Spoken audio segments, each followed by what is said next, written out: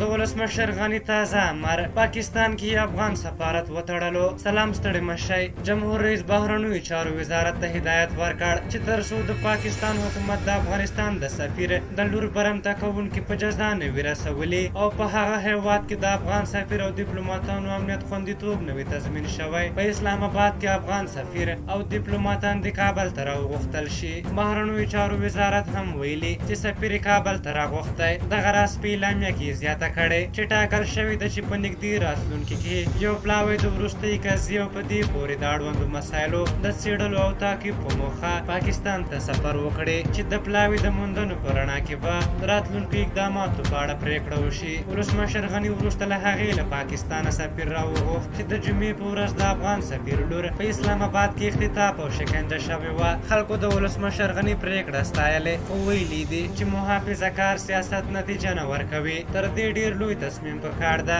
یوازې خپل سفیر مه راغواړئ. له دې خوا یې هم ور وشړئ. هغوی هم ورسره بېلټي کړئ چې په خپل ناموس ونه درېدل، ونه دردېدل او لا هم پاکستان دوست ورته ښکاري. پاکستان سره له دښمنۍ پرته نورې اړیکې معنا نه لري. د پاکستان صدر اعظم عمران خان بیا ویلي چې 48 ساعتونو کې باید له دغې پیښې عاملین ونیول شي. خو دا چې څه به وشي، افغان حکومت به کوم جدیت وښیي او څنګه به پرې ودرېږي، دا هغه پوښتنې دي چې نږدې راتلونکی به یې ځواب کړي. په هر حال تاسو د ولسمشر غني د دغه پرېکړې په اړه څه نظر لرئ؟ خپل نظرونه هم راته په کمنټ کې ولیکئ. که زموږ ویډیو مو خوښه شوې وي ضروري لایک کړئ. تر بیا ستاسو شپږ ته راځم په یو بخښونکي خدای وسپارم. د الله په امان.